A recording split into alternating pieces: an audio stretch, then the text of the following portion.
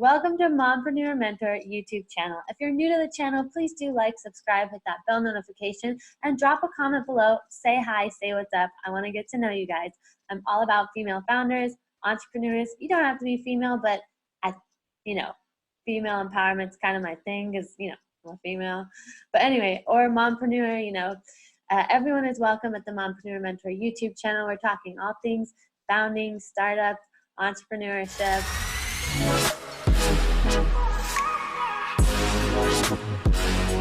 One thing I'm talking to you about today is your pitch deck. I'm really excited about pitch decks, you guys, because at first I didn't even know what a pitch deck was. Okay, I know, right? My first 3 companies that I didn't need a pitch deck because I didn't need to get funding. I self-funded them from my savings.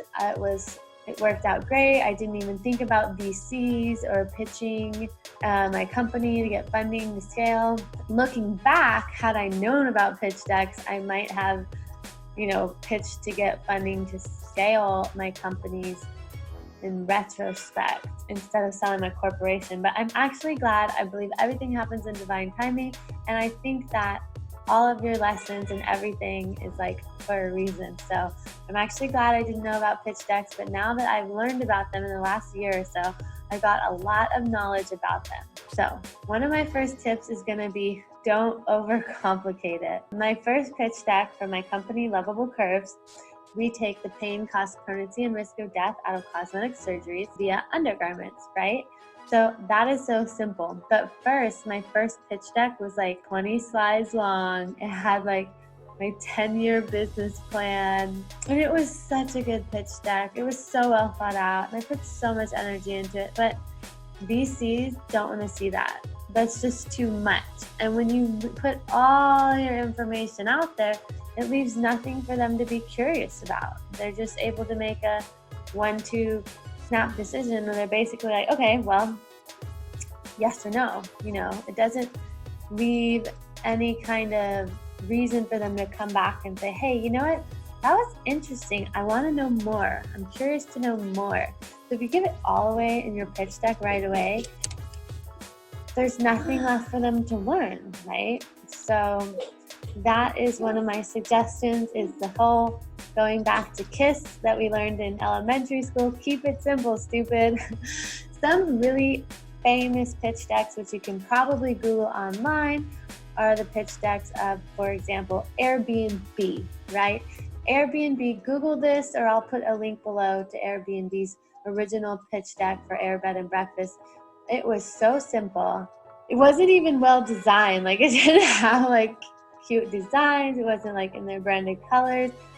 All it was a simple pitch deck, and it worked so well because all you have to do is communicate your very simple idea, any traction that you have, who the founders are, what your MVP is, and VCs and angel investors and other investors, they just want the information. They don't care how pretty it looks. That's not what's gonna make them money, how pretty you can make a pitch deck. So definitely go, and when you're looking for inspiration, that's my tip number 2, look for inspiration on great pitch decks that have turned into amazing companies, right? Just like Airbnb's original pitch deck, which started small but got them funding and got them to a multi-billion-dollar company, or billion-dollar company. That being said, what is number 3? Number 3 is branding. So if you do have a brand, that's a really cool thing to communicate in your pitch deck, because it shows that you kind of have a vision and more passion than just the Airbnb's plain. But honestly, you can't be married to anything when you're an early startup, because you want to basically give the market what it wants and respond to what they like, right? But if you have some kind of branding ahead of time, be open to it changing later, and VCs or investors kind of wanting you to be open to that. But if you have some kind of brand, it at least shows that you're more passionate and driven about the product. And the brand is something simple like brand colors, right? You can have 2 colors, 3 colors tops. I recommend brands have 2 colors. That's what a lot of the great brands do. And a very simple logo with a short name, right? So focus on that as well, because That makes it more memorable. So a memorable and short name with 1 or 2 branded colors and a very simple logo will make your pitch deck stand out. All right, number 4, I'm gonna go ahead and tell you another tip and trick is software, right? So when you're making your pitch deck, check out some great software. One of the good ones out there that actually teaches you pitch decks and has a great YouTube here on YouTube is Slidebean. Slidebean teaches great pitch deck promotion and has a startup forensics for startups that have died, and has a lot of great content for startups and people who are making companies, founders, entrepreneurs, investors, anyone, whatever spectrum you're on in the startup or entrepreneurship world. Slidebean has some really good content on their YouTube, so shout out to Slidebean. But they also have a great software. What is their software? It's a pitch deck template, and it makes it really, really easy for you to create your pitch deck, and then it can convert to PowerPoint or other slide presentations, but it just makes it easier, especially if you're not a designer and you don't have the time to work in PowerPoint or you don't know how to use PowerPoint. That's the whole reason Slidebean got started. I think the founders were really frustrated with how difficult it was to make pitch decks when they were pitching their other companies that didn't quite get off the ground. And then Slidebean was their home run. Congrats to them.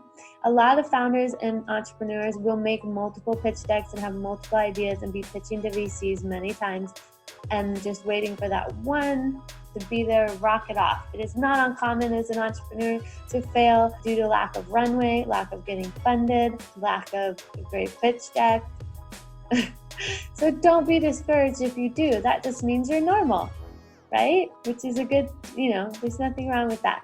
So definitely check out Slidebean or PowerPoint. PowerPoint is the kind of OG, the thing everybody used for pitch decks previously in the past. They do have templates, but not as advanced that are specifically for pitch decks like Slidebean does. So PowerPoint's a really great tool to use as well.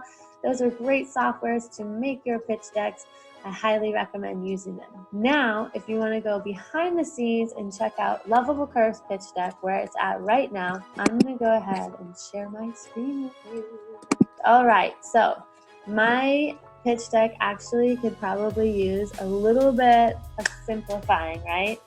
It could maybe even use just my upside down heart logo on the front. Probably doesn't need the tagline, but you always do want to have your contact information. Next slide is meeting my team. Mine is branded, but if investors, board advisors, whatever, hate the brand, or more importantly, if the market doesn't like the brand, I'm definitely going to be changing this pitch deck. Am I right? I'm right. Because you need to have something the market responds to. And a name or a brand color can be the difference between success and failure, okay? There were a lot of other great, for instance, search engines. When search engines, the race to be the best search engine came out, and all of them came out before Google. Like there was this one called Northern Lights. It was a really great search engine, but their names sucked. And so they had a really hard time getting traction because people didn't really think about the name. They didn't associate it. And Google came out with this weird name out of Stanford, and people were talking about it. And they didn't even spend any money in paid marketing. They just was word of mouth because people were curious, like, what is Google? And I'm not saying have a weird, ambiguous, mean nothing name, but there's other names like Nike, which, that's just the last name of the guy who started Nike, and the swoosh is just how he would sign his name. And now it signifies, in motion and just do it. Obviously, the best companies are going to be the ones that execute, which is why investors really like to see your team on your pitch deck presentation, because they want to see people that have experience in executing startups, and they want to see that you guys are going to get shit done. That's probably the most important. So I have a great team. They've all done startups. We've all had successful startups. The problem, right? The problem for Lovable Curves was that, well, I wanted a bigger butt and hips, but then I found out the Brazilian butt lift is super deadly. And I'm like, no way am I dying. So I was like, I'm not going to die. When I saw all these sad stories of moms dying, I'm like, oh my gosh, my kids can't lose me because I want a bigger butt. So I tried all the other garments on the market, and they suck. They just suck. Like, they do not add volume to your butt and hips. They just squish you. Basically, the problem is that shapewear doesn't work, enhancement is super expensive, and you could die. But women still want bigger butt and hips. So it's like, how are we gonna fix that? I did do a simple slide that outlines the competition, but they're all shapewear, so they're kind of not really competition. Some of them do have like padded undies, but they don't really work. I mean, they don't work. I tried them. They don't give you the look of a butt lift like my garment does. Ta-da! Before and after, my product, the solution. That's me wearing my butt bra. That's me not wearing my butt bra. And then, we talk about traction in the marketplace. We're getting traction. We have emails, we have a wait list, we have a soft launch that we did online. Our business model is super easy. You put your revenue model in there. Are you B2B? Are you B2C? What are you? Are you wholesale? Are you at enterprise? Are you at super consumer? So we put in our business model and some of our CPA, our cost per acquisition, what our cost per garment is going to be, which is actually $30. So I'm going to put that in there.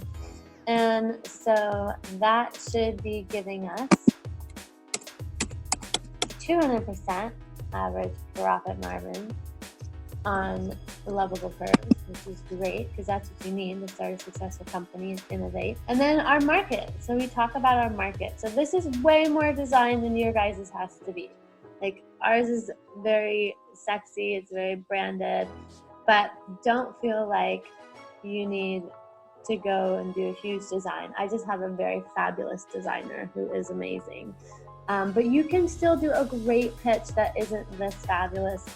That's just simple. As long as the information is there, that's what matters most, right? So the market is actually really big. And why do investors care about this? They care because they want to know if it's scalable, if it can be like $100 million market. That's great. But what if it could be $1 billion market, because you're never going to get the whole market. You probably get like 10%. So they want to make sure it's going to be a worthy investment that can be scaled into. And obviously the solution for the market is our shapewear. It takes out the surgery, 98.5% of the cost of surgery, and no death, no pain, no recovery, and it adds a ton of volume, completely redefines the shape of the butt and the hips. And then, in one cost-effective garment. And then we have a go-to-market plan, so we're quickly outlining our launch. We did a pre-order launch, then we'll have viral marketing of our before and after photos from our customers. Hopefully, if you guys check out Lovable Curves, you love it, and you share your before and afters. We're hoping to build like a cult following. This project is near and dear to my heart. This company is like my baby, and I just love it because I feel like I'm going to be saving lives by producing alternatives to going under the knife. And then we're going to go ahead with organic marketing. At the very end is when you ask for your funding. So we're asking for $150K, and we should see a return in the millions, which is great for investors, right? So I hope you liked our pitch deck. I hope you liked my YouTube on pitch decks. If you have any questions about your pitch deck, or maybe you want me to review your pitch deck, I'd be happy to. Ours is still a little in depth. We've got to tweak ours a little bit before our next pitch presentation. If you're wanting to pitch, I highly recommend going to Meetup or Eventbrite and get practice doing your pitch. If you've got to pitch to investors, you need to practice to a bunch of people first. There's a bunch of fun, it's kind of like open mic night for pitches, but you can find them on Meetup or Eventbrite again, in startup hubs. There's my little guy. And I hope you guys have a really great pitch deck. If you want to start a company and you're founding a company or you're co-founders, you guys need a pitch deck. Because then, if you run out of self-funding, if you can't bootstrap, you can totally get funding. It is a whole economy now. There's an entire economy, group of people. Don't think that I can't run a business because I don't have any money. That's not true. You can get tons of funding. There are a ton of people out there who want to give, especially women, money to start businesses, okay? So get to work on that pitch deck. Don't forget to like and subscribe. Hit that bell notification and leave me a comment. Love you guys. Bye.